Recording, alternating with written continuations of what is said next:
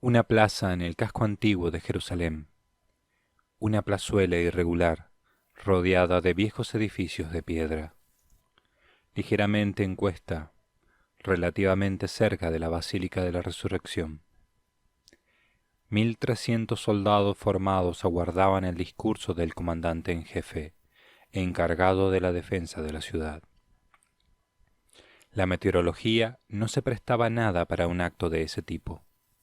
Frío, cielos nublados, y a rachas un viento que todavía intensificaba más una sensación desapacible de incomodidad y de deseo de que la arenga acabara cuanto antes. Ante la presión por la cercanía del enemigo, los preparativos para la guerra se habían realizado a un ritmo tan acelerado que no se había dado ningún discurso a los soldados. Aquella arenga era un deseo del general Safronov, que era el que mandaba en el cuartel general. El ataque era cuestión de días. No tenía ya sentido esperar que el tiempo mejorara. O daba el discurso ahora o nunca. Llegué a esa plaza por una callejuela, cuando ya todas las compañías estaban formadas. Por ser gran maestre de la orden templaria, todo el mundo tenía grandes honores hacia mí, y por tanto podía haberme dirigido a la plataforma que ofrecía una parte de la plaza más elevada de forma natural, y desde allí haber escuchado la arenga, junto con otros oficiales. Pero, francamente, ya no tenía ganas de nada. Me quedé junto a la esquina de la callejuela, esperando a que hiciera su aparición el general. La espera se hacía pesada por el tiempo tan desagradable. Detrás de mí tenía a dos coroneles del Temple. Vestíamos con trajes de campaña, trajes normales con colores de camuflaje, ni una simple capa, nada sobresaliente, salvo mi rango y un emblema en nuestro hombro que pocos conocían. Pasamos desapercibidos, como siempre en esa ciudad que bullía de soldados atareados. En otras épocas hubiera explorado esta ciudad de arriba a abajo. Ahora, en la vejez, solo deseaba volver al cómodo y mullido sillón de mi escritorio, sentarme, ponerme una manta encima y meditar sobre mi vida. Quizá más que meditar, lo que hago es dar cabezadas. Quizá más que la vejez, es mi ánimo lo que pesa. En todas estas semanas solo he visitado 2 o 3 lugares emblemáticos de este monte Sión que durante toda mi vida he cantado en mis salmos. Hoy, de todas formas, deseaba estar presente en este discurso, pero en una segunda fila, solo como espectador. Además, aquí solo soy el comandante de 7.000 soldados. El centro de todo esto son otros son los que determinan la estrategia. Solo se nos ha encomendado defender un trocito de la muralla. Pensamientos lóbregos en medio de esta espera. Allí en la plaza solo había 1.200 efectivos, pero era suficiente. Ellos simbolizaban al resto de los defensores. Tampoco había posibilidad de reunirlos a todos en un lugar. El general Safronov apareció de pronto por una callejuela, en un pequeño vehículo militar. Se bajó y a paso ligero subió a la extensa plataforma que le ofrecía una parte de la plaza algo más elevada. El general comenzó su discurso como si fuera un nuevo Peyton, con ese mismo vigor, con esa seguridad. Aunque su uniforme de color marrón claro de camuflaje estaba bastante ajado. Él, físicamente, tampoco era un Peyton, aunque así lo creyera. Algo más centrado en kilos, algo más nervioso y gritando su discurso con tal entusiasmo que parecía que con sus palabras estaba golpeando al mismo enemigo allí delante de todos sus hombres. Eso sí, no leyó nada. Había preparado su discurso, ciertamente, pero a pesar de que no improvisaba, respiraba convicción. Esa arenga, bien lo sabía él, se trataba de una arenga que sería mejor o peor, pero desde luego dada en un momento que era la culminación de otros muchos momentos precedentes. Todos esos momentos precedentes de muchos años atrás habían llevado a esa escena y al infierno que iba a arrojarse sobre esa ciudad en los días por venir. Por eso quiso dar la arenga a toda costa. Se trataba de un deseo personal. Comenzó sin preámbulo, ni presentación, ni aviso. Simplemente se puso el micrófono inalámbrico en el bolsillo superior de su anorak y clamó: «¡Soldados! ¡Luchad! Dios está de nuestra parte». Muchas veces a lo largo de los siglos se han enfrentado dos huestes en las que ha quedado nítida la separación entre el ejército de los creyentes frente a un ejército de los sin Dios. Pero quizá nunca los que nos precedieron tuvieron una percepción tan clara como la tenemos nosotros, de que su batalla podía ser ya definitivamente la última batalla. La postrer batalla en la historia entre los defensores de la religión y los increyentes. Sí, soldados, albergo la más profunda convicción de que esta es el último combate en el que participará un ejército de Dios. Después de nosotros, si no logramos resistir, habrá más batallas, sí, pero ya entre hombres sin Dios. Ya no habrá entonces un bando que defienda los derechos del Altísimo. Soy consciente de que muchos en las centurias pasadas, desde que el mundo es mundo, han tenido esa misma percepción que albergamos nosotros, la percepción de que la suya era la última batalla religiosa, la última batalla entre la fe y el odio a la fe, aunque no hace falta decir que todos estuvieron equivocados. Y después de su derrota, hubo un mañana. Sí, debemos valorar una vez más la posibilidad de que ni siquiera después de esta batalla venga el fin del mundo. Pero si esto no es el Armagedón, se le parece demasiado. Si no lo es, desde luego, no es una locura que hayamos llegado a la conclusión de que lo es. Pero qué caramba, sea lo que fuere, vamos a luchar. Y golpeó con su grueso puño su palma izquierda abierta. De eso sí que no hay duda. Lucharemos. Tenemos un sagrado deber, un deber dado por Dios, el de defendernos. Un deber que lo tienen hasta los animales. Vamos a matar, sí, pero para defendernos. ¿Quién nos arrebatará ese derecho? Son ellos los que nos han sitiado. Son ellos los que yerguen sus torres balísticas mientras ponen a punto sus máquinas de asalto. Son ellos los que calibran sus misiles. Nosotros les esperamos.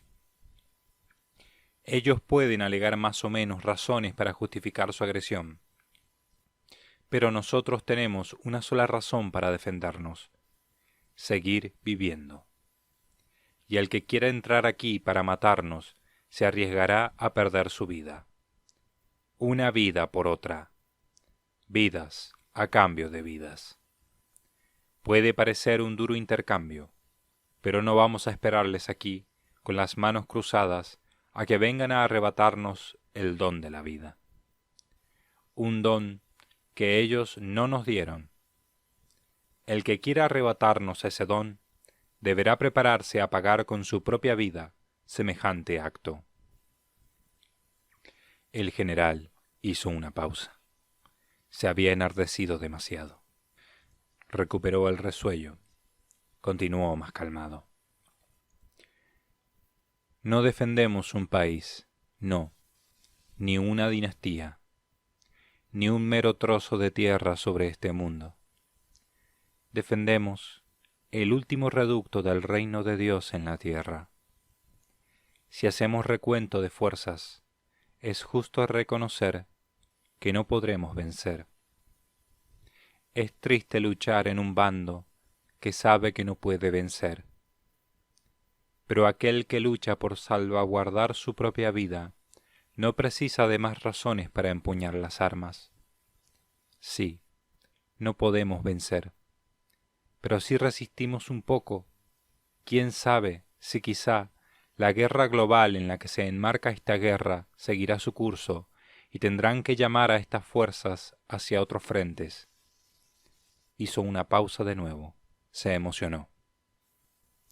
Y las aguas retrocedieron.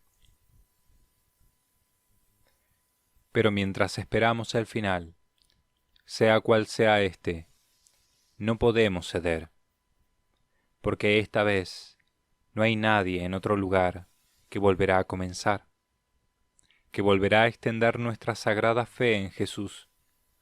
Este es el último lugar donde se conserva la llama de los dogmas. Esta vez la aniquilación ha sido perfecta, sistemática.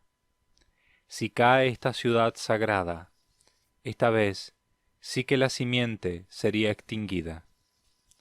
La toma de esta ciudad milenaria supondría el fin de la Iglesia sobre el mundo. Los muros materiales de esta ciudad ahora defienden los muros inmateriales de un edificio espiritual colocado sobre la tierra hace 2210 años. Unos finísimos copos de nieve comenzaron a caer sobre el anorak del general, sobre los soldados, sobre las calles estrechas del casco histórico. Las colosales columnas de humo de Siberia, en la guerra de Asia, habían provocado un enfriamiento del clima a nivel planetario. En ese momento, el Santo Padre, de sotana blanca, con un grueso anorak, también blanco, apareció a pie, rodeado de soldados por una calle del fondo. Llegó al final de la arenga del militar. No estaba claro si ese era exactamente el final de su discurso, pero el general no podía continuar con el Papa dirigiéndose por la plaza en dirección hacia la plataforma elevada. Venía, tal como se lo habían pedido, a exhortar brevemente a los soldados y a darles su bendición. Si hubiera escuchado el discurso, no hubiera estado de acuerdo con ciertas afirmaciones del general. No toda la semilla estaba recluida en la ciudad. Había cristianos dispersos en las zonas de persecución y comunidades enteras en los países todavía no ocupados. Pero el general quería ofrecer un discurso contundente para animar.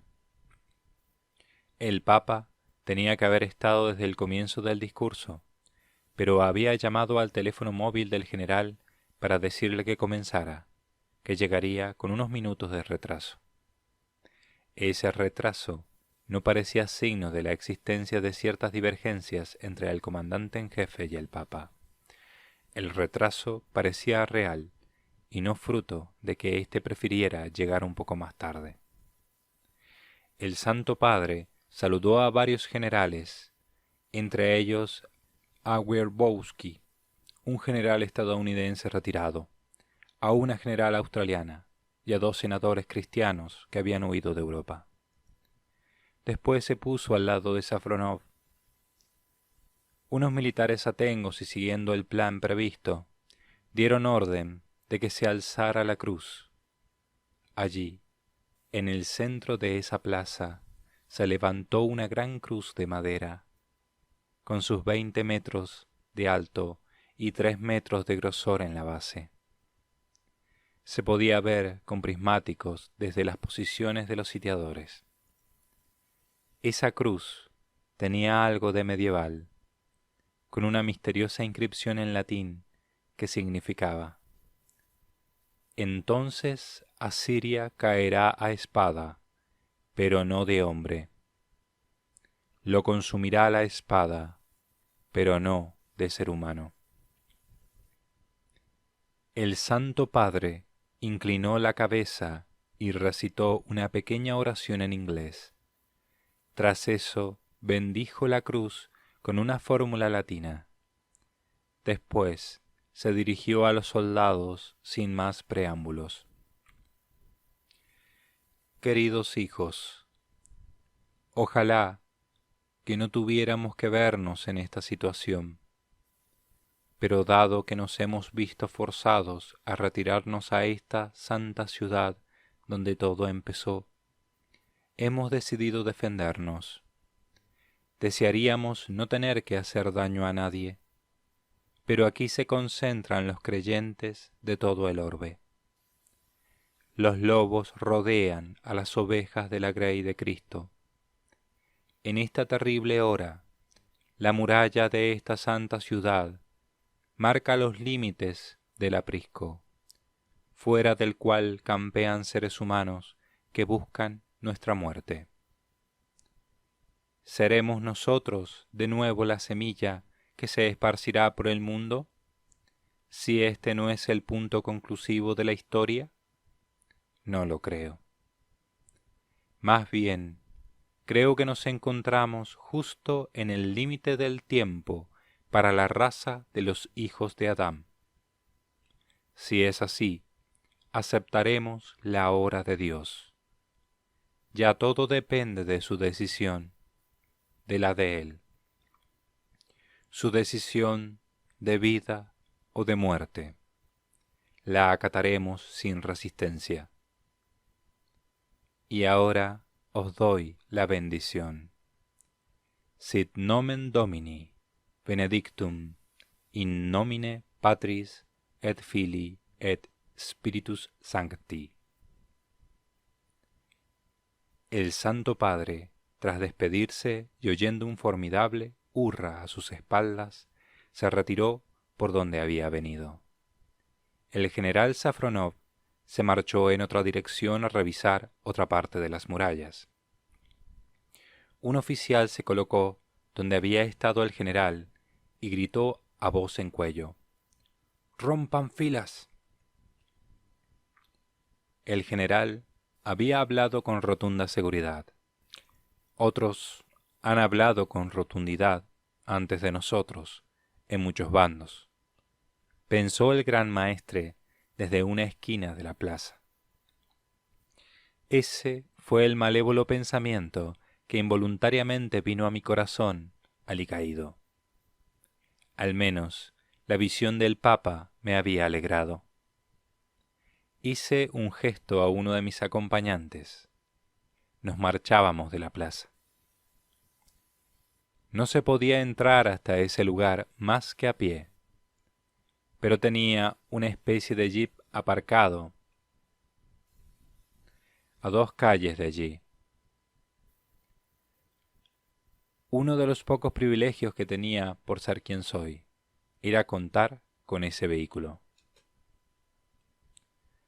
Reconozco que me puedo equivocar, pero lo que es evidente es que esta vez la humanidad no se podrá volver a levantar. Esta vez el enfrentamiento entre colosos, la guerra entre continentes enteros, supondrá la destrucción de toda la civilización. El envenenamiento de aguas y aire, una tierra sin bosques, sin vida en los océanos. Esta vez la humanidad no volverá a resurgir. Se trata de una guerra en la que no habrá un después. La batalla que vamos a afrontar aquí en Jerusalén supone un mero elemento más, pequeño, en este grandioso escenario de destrucción. Esto pensaba sentado en mi jeep, sin decir ni una sola palabra para no desanimar a mis acompañantes, que serios y marciales miraban al frente, a las calles por las que transitábamos y en las que los soldados tenían que echarse a un lado, dada la estrechez del lugar. Llegamos al lugar donde el general Safronov se hallaba embebido en su tarea de revisar las defensas de la parte norte. El mismo general, el día anterior, me había telefoneado para invitarme a que le acompañara en esta tarea tras el discurso. Al verme, dejó lo que estaba haciendo, se acercó y me estrechó calurosamente la mano. La gloria de la orden seguía ejerciendo un poder magnético, aunque sabía muy bien que hasta el general estadounidense retirado participaba de las reuniones del mando central y yo no. Quizá la invitación a acompañarle en esta visita a las defensas era un modo de compensar. El saludo que me dio Safronov fue sinceramente afectuoso y breve. Enseguida siguió revisando las explicaciones sobre la disposición de las minas. Yo iba un poco detrás del general, junto a su secretario y un teniente general. Habían colocado decenas de miles de minas alrededor de la milenaria ciudad. En un pequeño mando de operaciones provisional, una general coreana de menor graduación le mostró en plena calle, sobre una enclenque mesa metálica, el amplio plano de la ciudad con las líneas esenciales de los sistemas defensivos dispuestos en aquel sector en el que se encontraban. No sólo había minas, sino también grandes explosivos, enterrados que se accionaban a distancia y que podían hacer saltar por los aires una hectárea entera. A lo lejos se veían torres defensivas, desde cuyas cúspides abundantes sistemas de rastreo vigilaban la tierra de nadie, entre ellos y los enemigos. La oficial coreana, acompañado de dos técnicos ugandeses, le mostraron a Safronov cómo, cerca del casco viejo, en un sector más moderno, se habían abierto 5 entradas más al sistema de búnkers subterráneos. Lucharemos también bajo tierra, comentó seria la coreana. No se hace bien la guerra en el subsuelo, afirmó satisfecho el general. Todos nos preguntamos si, finalmente, se meterán en la boca del lobo y descenderán al sistema subterráneo de galerías minadas. No tardaremos en saberlo. ¿Cuánto es el grosor del hormigón en este tramo del túnel?, preguntó, señalando un plano. 4 metros. ¿4 metros?, repitió dudoso el general. Ya que no está acabado, yo añadiría otros metros en esta zona, y dejaría una capa de 2 metros de tierra entre esta capa y la nueva, para que amortigüe cualquier impacto. Muy bien. ¿Y de cuánto gas disponen en este silo? Aquí hay 3 toneladas. Los defensores disponían de 20 toneladas de gas sarín. Si no les quedaba otra opción, envolverían la ciudad durante días con gas venenoso. Cuando se trata de defender la propia vida, no hay ninguna convención que prohíba que nos defendamos por todos los medios. Antrax, gas nervioso, radiación nuclear, armas biológicas, lo que sea. Que la muerte caiga sobre esta ciudad para que nosotros vivamos, exclamó el general, al mirar en el plano la ubicación del silo de armas de destrucción total. Escuché las determinadas palabras del comandante en jefe. Que la muerte caiga sobre esta ciudad. Levanté mi cara del plano, la miré con mis ojos muy abiertos. Estaba sorprendido. Se trataba de una ciudad santa. Que la muerte caiga sobre esta ciudad. Aunque tardé un poco en darme cuenta de que tenían razón. Todos esos planes debían haberlos meditado y parlamentado largamente entre los generales. A mí todo eso me había cogido por sorpresa, pero sí, tenían razón. La ciudad es santa, pero es el hombre el que es la imagen de Dios, no la ciudad. La ciudad está para el hombre y no el hombre para la ciudad. Las fuerzas que nos asedian no saben hasta qué punto estamos dispuestos a morir luchando, añadió el general satisfecho.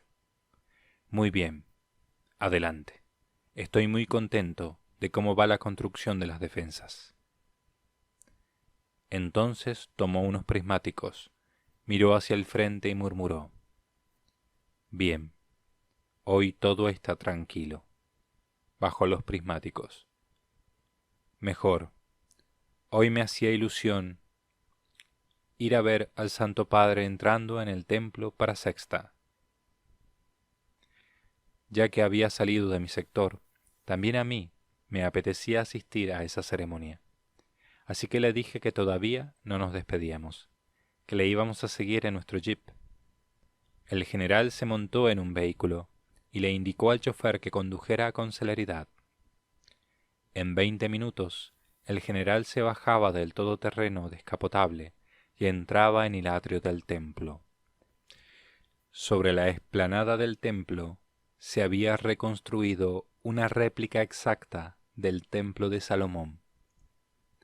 Un templo pequeño, en madera, sin otros ornatos adicionales que los que aparecían en el texto sagrado.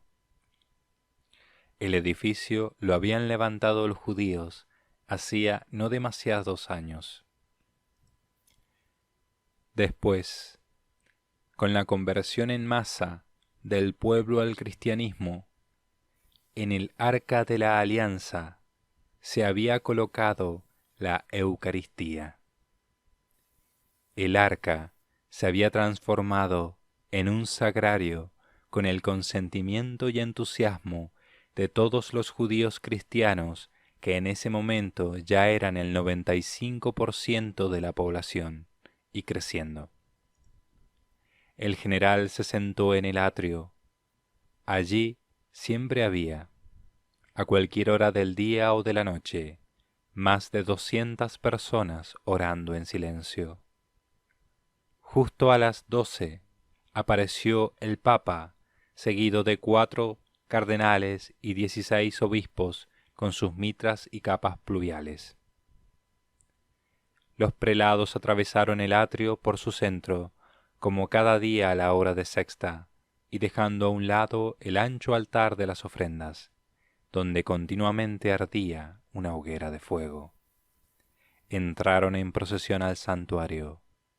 Los obispos se quedaron junto al candelabro de las 7 llamas que ahora simbolizaba a las iglesias del mundo. Allí el Papa incensó en dirección hacia el arca, oculta tras el alto velo.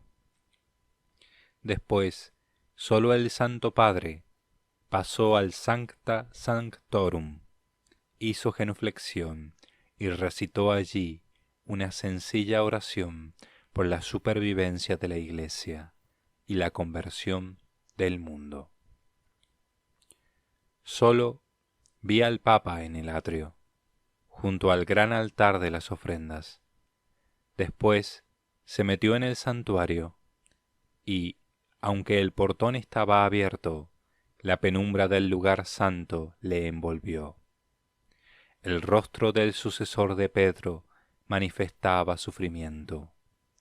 Tanto él como el sonriente general a mi lado, como yo, sabíamos que estábamos en los últimos días de calma antes de la tempestad.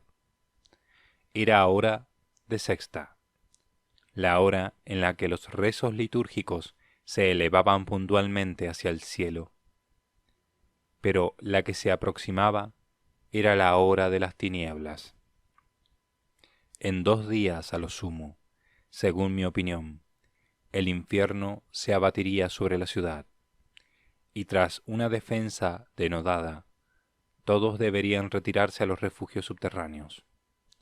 Las murallas serían rasgadas.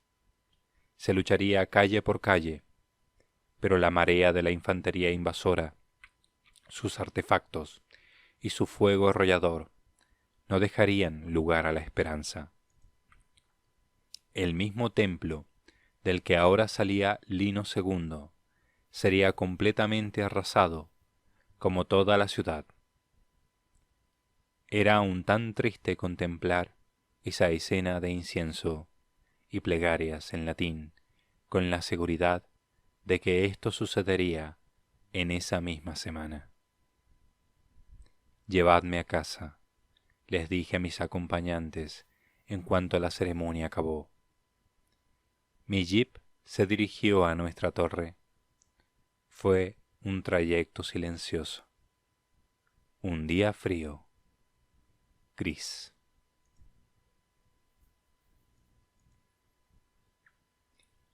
Las 2 jornadas que siguieron al discurso del general Safronov fueron de una quietud absoluta. Nada sucedió. Dentro de la ciudad seguían las obras. Las tropas se movían de un lado a otro. Instrucción, entrenamientos o simplemente actividad para no caer en el desánimo. Yo ya no salgo del dormitorio, más que para ir a la capilla. En el exacto centro geométrico de nuestro búnker hay una capilla octogonal de estilo románico, donde estoy caliente de la que me cuesta moverme. Celebro misa cada día más torpe. Cada día, al hacer la genuflexión, tras la transustanciación, me da la sensación de que el suelo está más lejos, de que mi cuerpo se ha vuelto más pesado.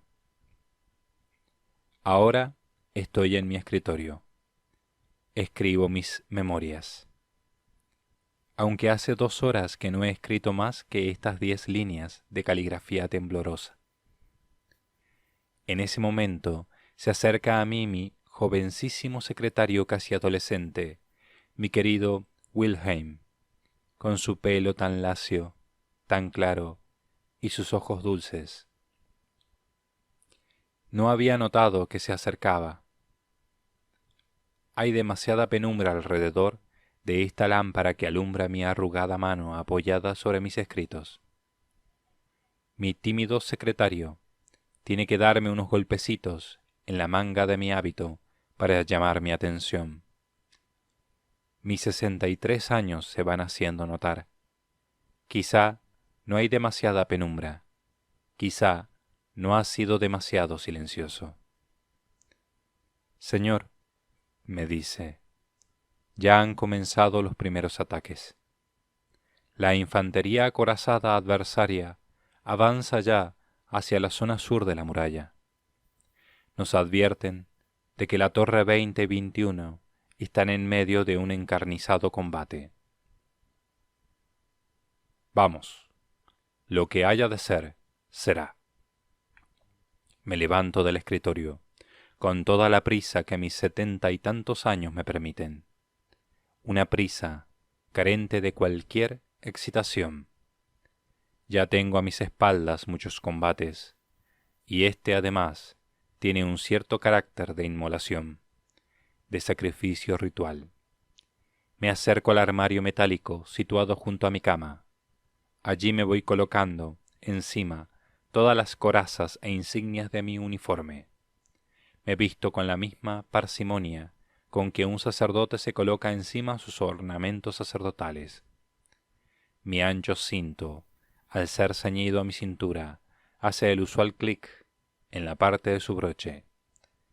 Después me pongo una coraza ligera sobre el pecho, cerrando uno a uno los 3 broches de cada costado.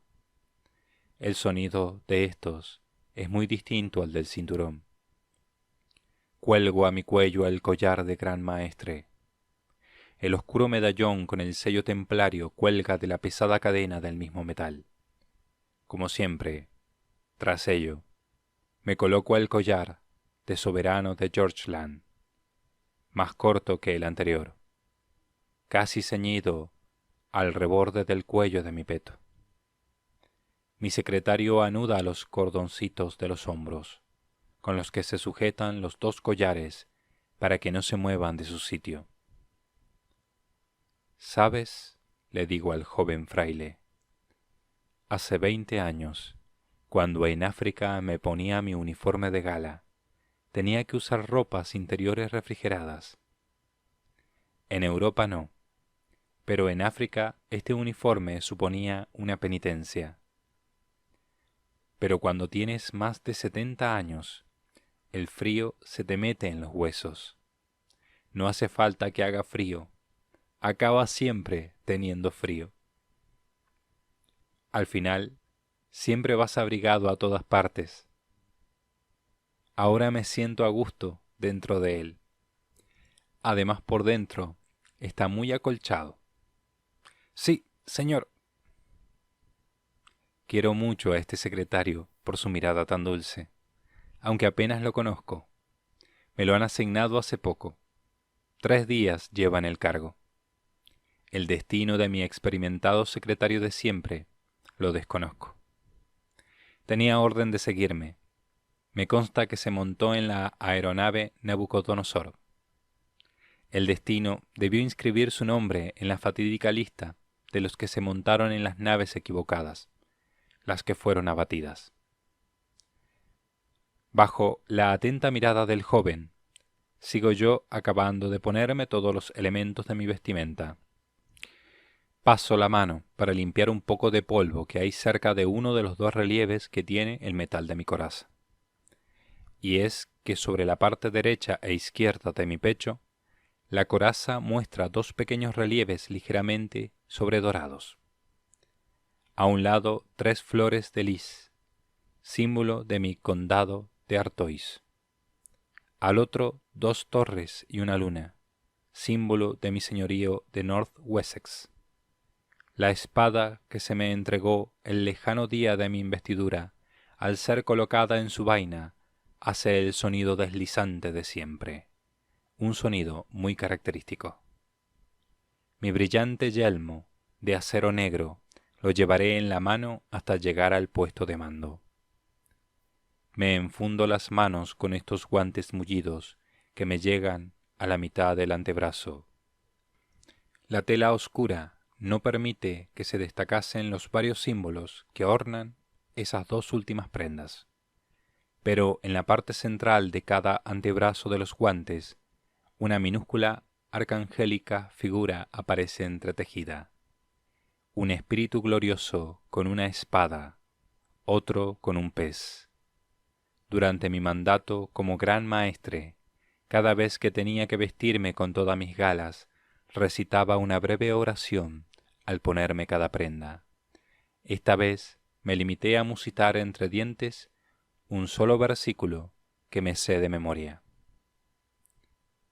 En todo, Señor, has engrandecido a tu pueblo, lo has glorificado y no lo has desdeñado, permaneciendo a su lado en todo tiempo y lugar.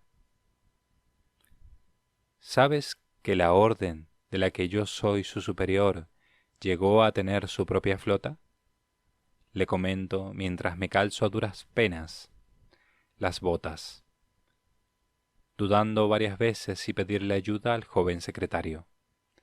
No, no lo sabía. Pero, alma de cántaro, ¿qué sabes de la orden? Le pregunto al alma candorosa que tengo a mi lado sin mirarle, pues toda mi atención está puesta en la complicada operación de ponerme las botas. Poca cosa, señor. Solo soy un pobre novicio. Ven conmigo, hijo mío. Te contaré más cosas de camino al centro de mando. Ya que vas a dar tu vida por la orden, más vale que sepas algo más. Sí, señor.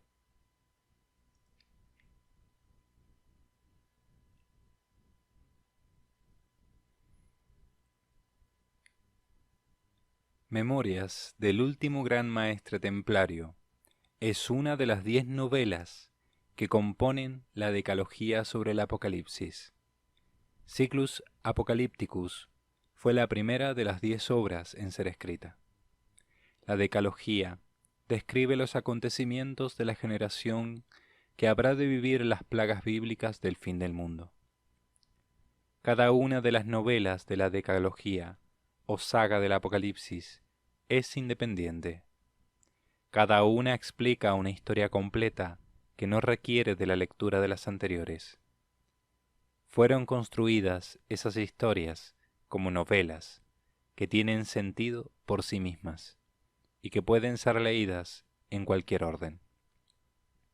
Cada novela de la saga describe el Apocalipsis visto desde la perspectiva, desde un ángulo distinto, desde un personaje diverso o desde otra situación.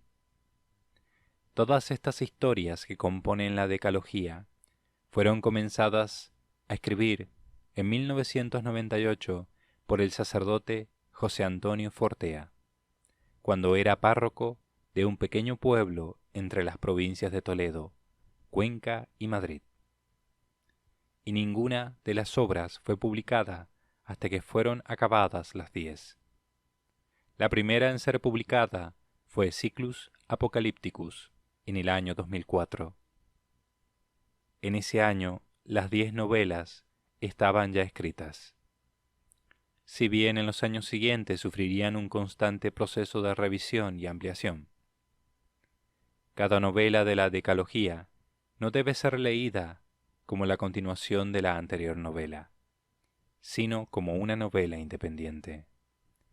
Solo al leer las 10 novelas se tiene una idea clara de los hechos que las conectan entre sí. Muchos han preguntado al autor qué orden debería ser el más adecuado para leer la Decalogía.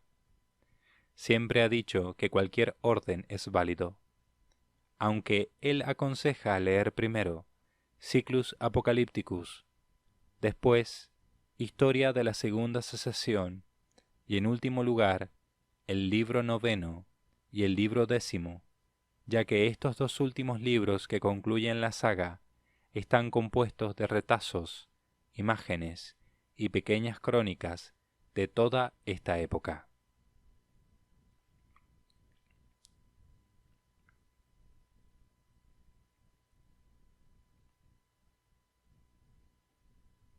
José Antonio Fortea Cucurul, nacido en Barbastro, España, en 1968, es sacerdote y teólogo especializado en demonología.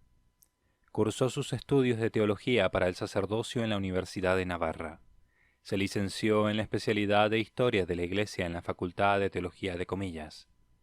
Pertenece al presbiterio de la Diócesis de Alcalá de Henares, Madrid. En 1998 defendió su tesis de licenciatura, El exorcismo en la época actual, dirigida por el secretario de la Comisión para la Doctrina de la Fe de la Conferencia Episcopal Española. Actualmente vive en Roma, donde realiza su doctorado en teología, dedicado a su tesis sobre el tema de los problemas teológico-eclesiológicos de la práctica del exorcismo. Ha escrito distintos títulos sobre el tema del demonio, la posesión y el exorcismo. Su obra abarca otros campos de la teología, así como la historia y la literatura. Sus títulos han sido publicados en 5 lenguas y más de 9 países. www.fortea.ws